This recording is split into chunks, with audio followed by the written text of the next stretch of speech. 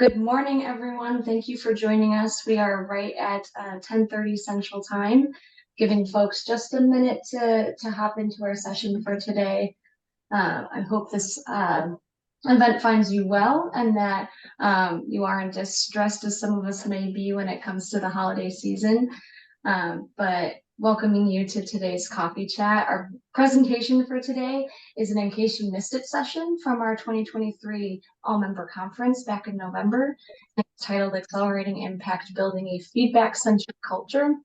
Our presentation today will highlight ways in which feedback can accelerate leadership, teamwork, and organizational success. We'll hear about the strategies that are reshaping feedback loops and fostering cultures of openness by turning insight into action and cultivating a feedback language within your team. My name is Jen Petit, and I am the manager of both the NCAF and GEM programs at NCHL. Before we get started on today's discussion, I just have a few housekeeping notes. First, I want to make sure that everyone has access to the Q&A section. So if you have a comment or a question for the panelists, feel free to put those in that Q&A section there. And while we're going to try and hold time for questions as much as we can, if we do not get to them, we'll do our best to address those offline. Additionally, we're using Zoom today and have enabled the closed captioning. So should you wish to include those closed captioning options during this event, click that closed captioning button at the bottom of your Zoom window. Now, without further ado, I am pleased to introduce our speakers for today, Joe Mazinga, Managing Partner for Newbrick Partners, and Barbara Wadsworth, Executive Vice President and Chief Operating Officer for Mainline Health. Joe and Barbara, I'll hand things over to both of you. Thank you. Thank you, Jen. We appreciate that. Good morning, everyone. We are honored to be a part of this conversation and a repeated conversation of what we delivered last month on a very, very important key topic. Let me just acknowledge that Newbrick is part of a parent company for which First Group, one of the top 10 executive search firms in healthcare in America, is a sister company, and we collaborate very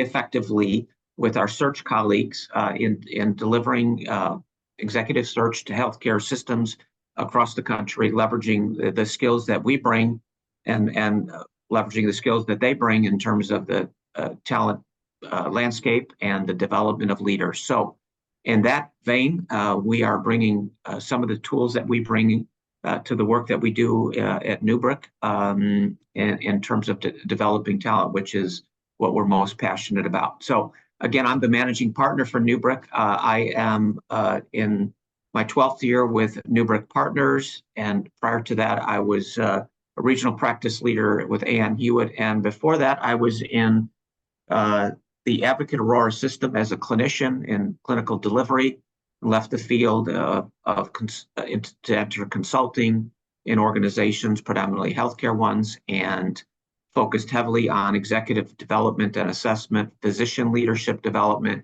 and cultural transformation. So that's me, and I'm excited to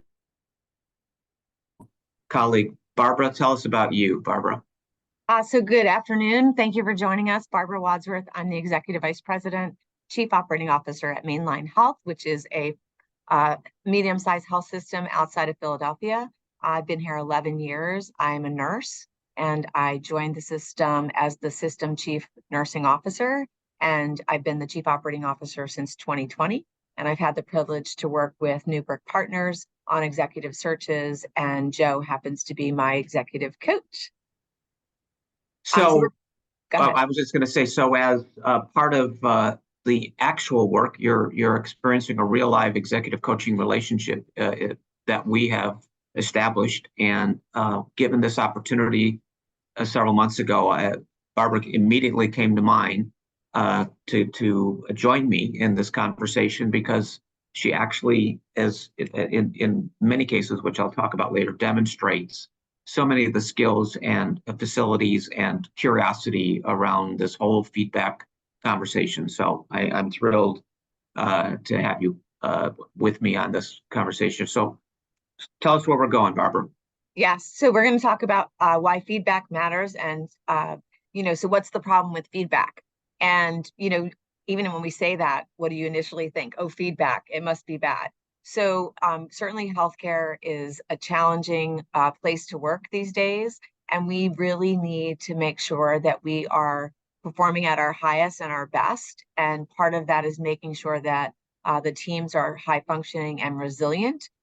Giving feedback is really important, and it's our duty, right, and our responsibility. And Joe did talk about being curious. It is really important that you approach conversations with a level of curiosity, and we're going to talk about how best to do that. And we have two tools that we're going to share with you. But when you have a culture of feedback, you get better outcomes and better performance. And so it has to be part of what you do routinely. One of the things I do routinely with different people across the system is tell me what I can do better to help you. What else can I be doing? And I always say I take feedback really well, because you want people to give you feedback and you have to invite it, but you can't just say it once and 5 years later expect them to give you feedback. You have to keep doing it. And then so some of the things else we're going to cover is why is being candid difficult, and how does not giving feedback not promote our functioning at our highest level and being our best.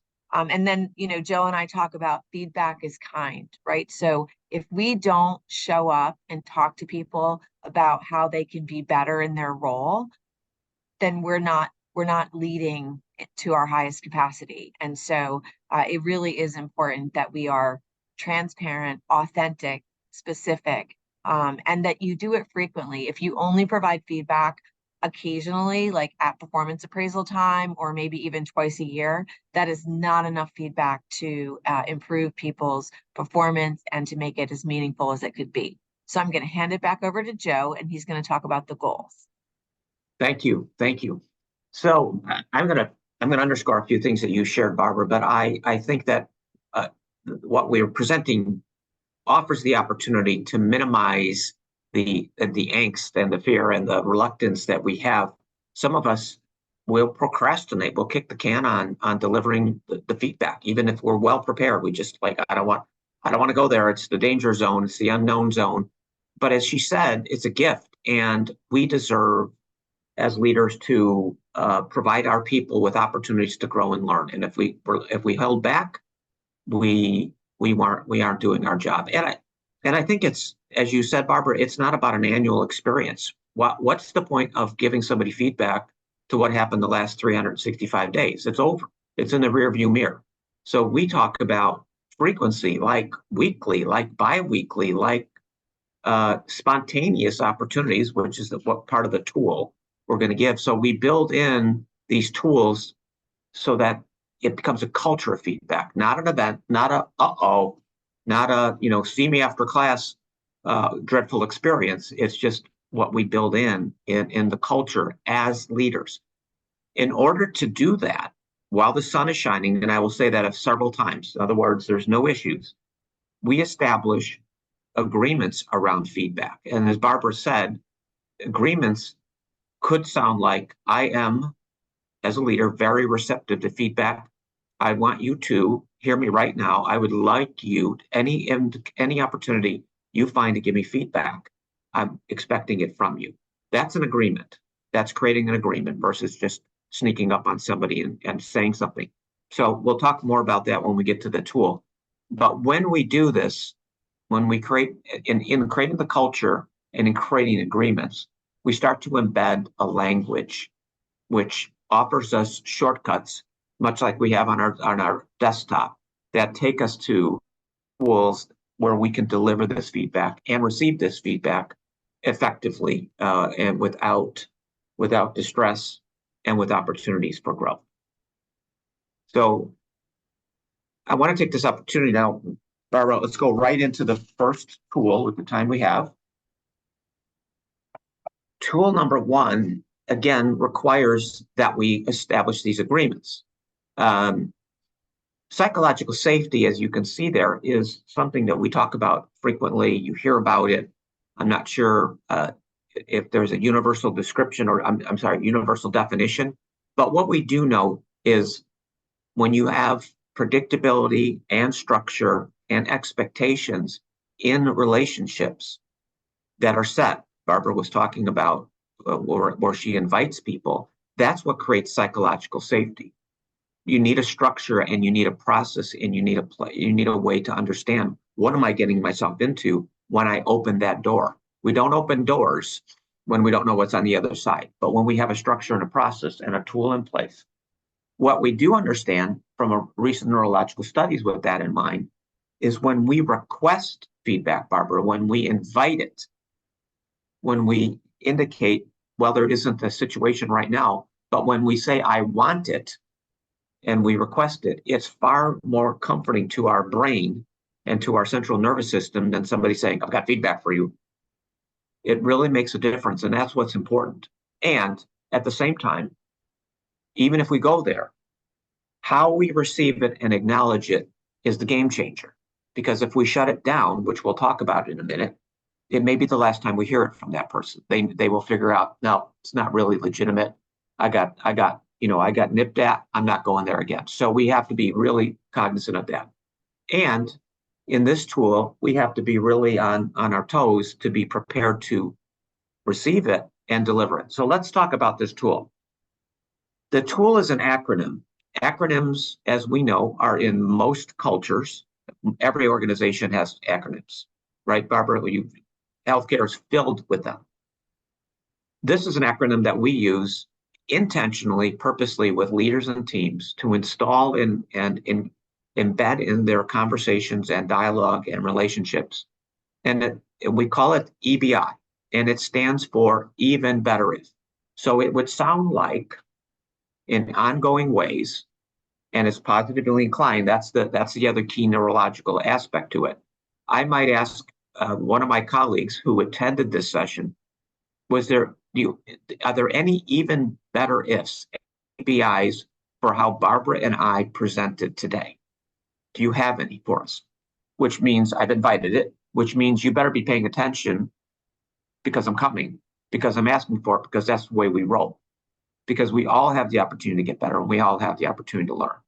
And so that's a perfect example of how you install it. So it's not some kind of an annual event. It's fresh, it's current, pay attention. Now, with that said, let's just talk for a moment, Barbara, about accepting feedback. The two words that are important to start with when you receive it is thank you. Some of us get really slippery and sly when we start to explain because we're actually being defensive, but we're being cute. So let me tell you what I was thinking about, la, la, la, la, la, la, which often it equals defensiveness. So it starts with thank you, and it may come back with, and tell me more. Because curiosity, as she mentioned earlier, is key. Set it up, create the EBI and the agreement and the relationships on the front end, and then be prepared to deliver it and respond non-defensively.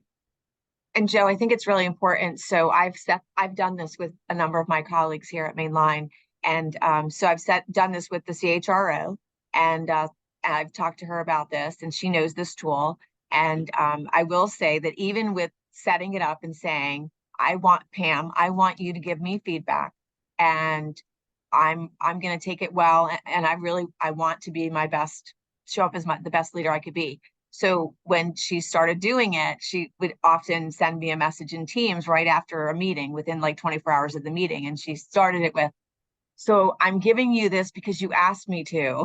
And so she was really like setting it up like she was nervous that I was going to react in a negative way. So she's reminding me that I invited it, and then telling me, and honestly, on multiple occasions, I'm like, yeah, I was thinking something similar. So she's validating what I was thinking I could do better, or even taking it to the next level of saying, here's how I would suggest you handle this in the future. And I have thanked her every time. I happen to think she's been spot on, and she has given me other things to consider. And that's exactly what I wanted. So I've been purposeful in thanking her even after she's sent it in person to say, Pam, thank you so much. I really appreciate that. And I think what's important about setting this up and establishing it is you open the door and then you invite the person in. But even a chief HR officer is a little reluctant Yeah. She wants to remind me that I asked for it, which I find fascinating, but it just says how hard it is to give feedback. And, you know, Joe, you established this with me as well. And, you know, you have to be open to it. And what I would say, if someone tells you something that doesn't quite resonate, remain curious and thank the person and tell them that you're going to really reflect and give that thought. Don't tell them, don't rationalize it. Don't tell them what you intended to do. Don't tell them what you were thinking. Just appreciate it and then really spend some time reflecting on what they said, because there's must be a nugget of information there that's helpful. And if you immediately dismiss it, then you won't actually get to being your better self. And it will be the last time that person comes to you. True. And what I've seen over and over again, because I'm engaged with your peers like Pam, is they continue to come to you and you continue to invite it and create it safe for them to return and live another day to bring more feedback to you. Yeah. And So when you say even better if, it sounds so much better than I'm going to give you some feedback. Right. You could be even better if you like, wow, thank you. Feedback is a gift when given that way. Yeah. So Joe, I'm going to move to tool. I'm going to move to the second tool. Yeah, that's great. Tool number 2. Again, let's go, just say EBI. EBI is something you can teach and implement tomorrow, today, this afternoon. It's that simple to engage and pull together. It's intuitive. Tool number 2 is more important and more significant and a higher degree of difficulty. If this was a gymnastics competition, it's just much more difficult. It requires establishing agreements about the tool and the expectation and the environment on the team and the relationship on the front end. It demonstrates, because it's the last 10%, it demonstrates a commitment to somebody's success, and often demonstrates that you're giving somebody the benefit of the doubt. So here's what the last 10 means. In organizations that are committed, and many of them are, to developing talent, they suggest that they will say that we train, we budget, and we invest in delivering and receiving feedback. And even in those organizations, they might deliver 90% of the feedback, but there's still a 10% that is often held back because it's uncomfortable, because it's a sensitive, delicate behavior or attitude or experience that people have with somebody, and they hold back, and it can be career limiting, and it could limit their leadership. So it requires a level of diplomacy and courage and tact to deliver. So let me just give you a quick story on that, what this means. I'll give an example of last time. I was given an opportunity to coach a potential department chair successor in a major medical school department.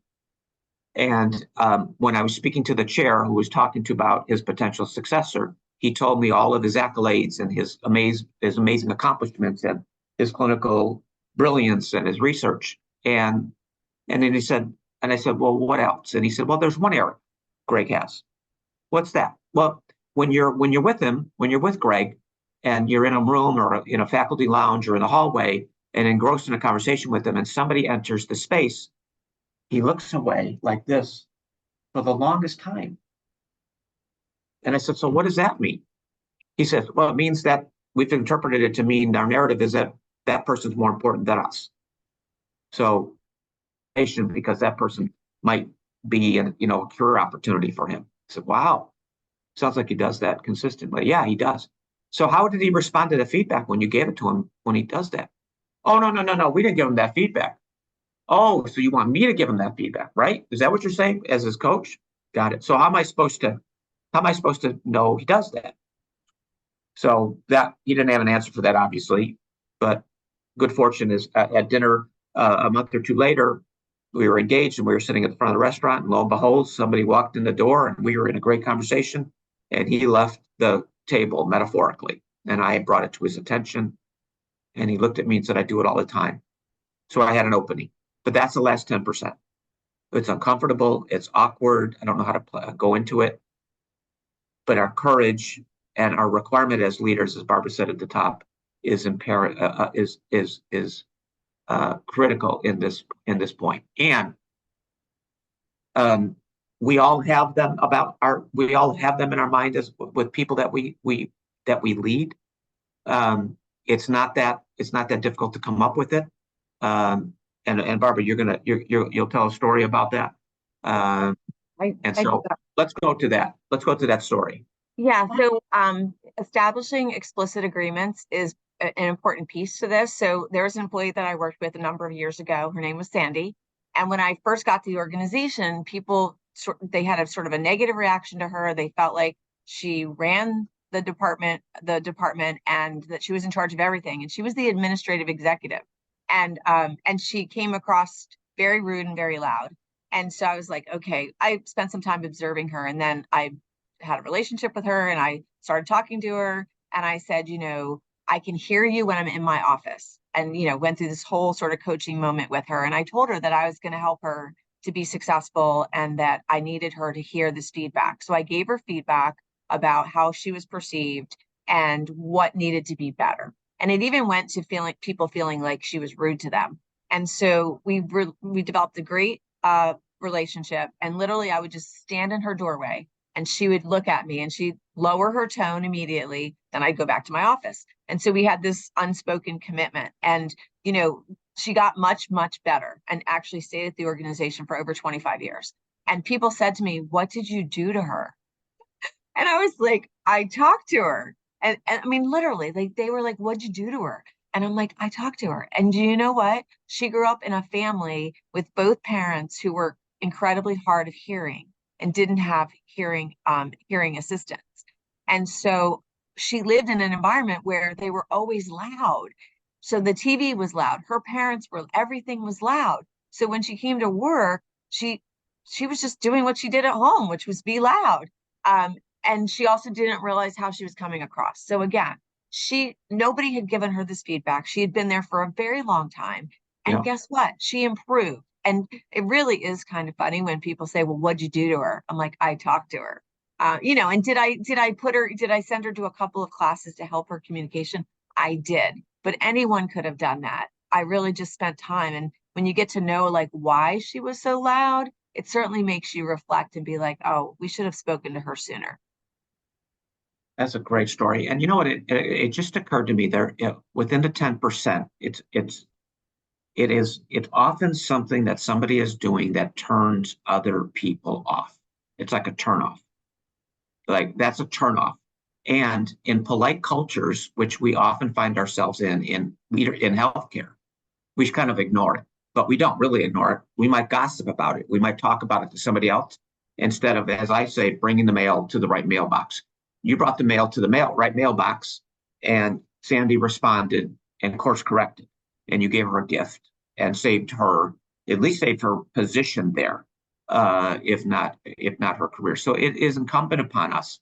And again, let me remind you, as you see there in that last line, the receptivity that we create, the receptivity that we can show up with is what sustains the feedback dynamic in the culture. As soon as you say, "Yeah, but," it's over. It doesn't take much. Somebody worked up their nerve, say, "Thank you, I'll reflect on it. That's really interesting. I hadn't thought about that before. I can see how that is." It's very, very important. Defensiveness is the killer of the opportunity to give and receive feedback. So, Barbara, I think that's the end of our comments. And I think we had this slide to show you some ideas of what you can take back to your organization or to a relationship and invite the installation, the conversation about embedding these tools in the culture. If you have anything to do with a succession plan as a leader, you need these tools. They have to be installed in your culture. And Joe, I'd say that they're very easy to convey to others. And you can start small. You can just start with a few people, either your peers or your direct reports. And, you're role modeling it with your direct reports, which then hopefully they would role model it with others. And, you Yep. know, if everyone does work like this, then it raises all the boats. Yep. Yep. So do we have any questions? I think we have 5 minutes, right? We do. Okay. We do have one question in the chat right now, or in the Q&A. I'll go ahead and read that off. Majority of the time I approach my manager with feedback about myself, other colleagues, or himself in respect to our roles and responsibilities. He often refers to this as complaints. How should I pose negative observations within my office space as areas of opportunity so it's not interpreted as a complaint? I'm not sure. I'm not sure what I'm not sure what the question is. They're asking how they should pose negative observations from the employer or manager side as areas of opportunity, so it doesn't sound like a complaint. Well, I think it's my quick response is that they don't have an agreement set up in advance. There's a misunderstanding of what this exchange is about, and the manager sounds like he or she is hearing it as a complaint. I would suggest to this person that you reset, and I mean that word literally, reset the way in which we can exchange feedback and find out if they're interested in resetting, so that they don't assign a different, sounds like a different motivation to why you're coming to them. I think Barbara, the tools are designed to give and receive feedback about yourself or someone else. It's not a reporting out of other people, to be clear. It's what could I do better, or this is what you could do better. This is how you could improve. So I don't know if that helps. Any others? Any other questions?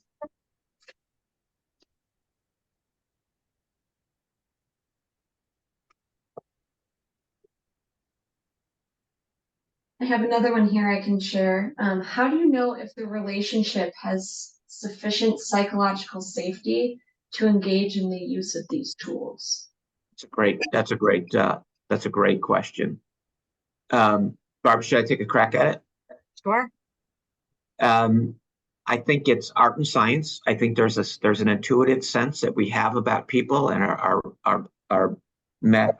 the magic in our body and our brains would tell us that this relationship has a degree of psychological safety to approach feedback. But with that said, it requires a set of agreements made while the sun is shining around, if I was working with you, Jen, are you comfortable with me providing you feedback on what I experience and how you lead? And you would say yes or no while the sun is shining. And I would remind you of the commitment you made to me on December 7th at this point in time, just to memorialize what we're talking about. That's one way of getting really clear about whether there's enough safety in there or not. And you could start off with something small, but I think it is about putting it right up on the table and not trying to back into it in a clandestine fashion. And Joe, I would add, even once you have this conversation and you have, you've asked for it, or if you want to deliver it, I think that starting with positive feedback is always, if someone did a good job in a presentation, giving people feedback regularly is an excellent practice for any leader. And Yeah. So I think that being focused and intentional about, yesterday you did a great job in this meeting, and this is what I liked most about, I think it goes a long way. And that way, you don't want the only time when you're talking to people to be, I'll say, constructive feedback. You want to also take the opportunity to give them positive feedback. It just paves the road a little bit better. Right. I'd say one more thing that just popped into my head. I would think that somebody that I was entertaining and trying to assess whether there's psychological safety in the relationship would have to demonstrate some level of vulnerability in my experiences with them. Vulnerable as in in leadership. I'm not talking about crying or, being dramatic. I'm just talking about somebody who can say, I'm really stuck, or I'm not doing this very well, or I really need help in how to deal with this situation. That seems like that person's approachable. I imagine there's safety with people that deliver and lead that way. Right. Or I think this is a really important message that I have to deliver. Can I share what I'm going to say, and can you react to that before I get to this bigger group? Or, I feel like I could have done that better, and inviting, because sometimes we leave a meeting and we do feel like we could have done it better. So what I've done is reach out to people to say, you were in this meeting with me. Can you give me some feedback about how I was received? And that is very helpful. And it's vulnerable. It is. And I think it's attractive and creates approachability. And you do that, because I can vouch for that. You do it with me all the time. So I think we're out of time. We are. Barbara, I so enjoyed doing these conversations with you. I enjoy it. I enjoy it as well. Go ahead. We do have 2 questions that, if you're both okay with staying on and answering those for the recording's sake. Sure. We can go ahead and do those, and then just for attendees to note that you'll be receiving some slides as well as the recording within the next 2 business days. We'll go ahead and answer these 2 questions. Feel free to stay on if you have the time to, but appreciate you spending 30 minutes of your time with us today, and we'll answer these last 2 questions. Great. From one of our attendees here, they ask, how do you handle giving feedback to a repeat offender and continues to receive it about the same type of things from different people? So Barbara, you've been here before. So when I'm going to give someone feedback that is repeat feedback, I will talk about, so say you have somebody who there's been complaints about, and they always have a story as to why. What I say to the person to bring them back to the issue is that, you have been the common denominator in situations like this. So we have 2 other situations or 3 other situations, and you're the common denominator. So let's talk about why that might be, and how does that resonate with you? And it does seem like there is a pattern here. And are you able to see that? Or, are you listening? Or no, I wouldn't use are you listening, but I would have that conversation about there seems to be a pattern. And so how do we get to a better place? Because this pattern can't continue. Joe, would you add to that? Yeah, I like, that's all. I think it's, my sense is we would suspect that this person is defensive and not hearing it, or not embracing and not acknowledging it. So I would focus not so much on the story, but I would focus on how satisfied I am that they're actually hearing what I'm sharing with them and able to tell me, because they have a narrative in their head, and they may be the victim, or they might be the hero. Whatever they're doing isn't working. But diagnostically, we have to understand whether or not they have the capacity and the curiosity and the motivation to look in the mirror and course correct. Right. So we have one question. Good one. Kind of similar to what we've been talking about, kind of establishing that permission to have these conversations. But Cheryl asks, is the agreement similar to pre-establishing permission to share and receive feedback safely, respectfully, and responsibly? Is that affirmation? He's asking if the agreement is similar to establishing permission when it comes to discussing feedback. Yeah, I think it's the same. I think it's one and the same. It's an agreement. It's an agreement. It's an agreement that we're going to play together in this way. Let's make that. make a commitment to doing that, an agreement to doing that, so I'm not springing it on you. And I guess we didn't unpack it, but it goes without saying that you're going to do it respectfully and thoughtfully, with somebody's success in mind. Otherwise, why bother? Perfect. Well, that wraps up our Q&A session for today. Thank you to Joe and Barbara for your insight. It's been a fantastic session.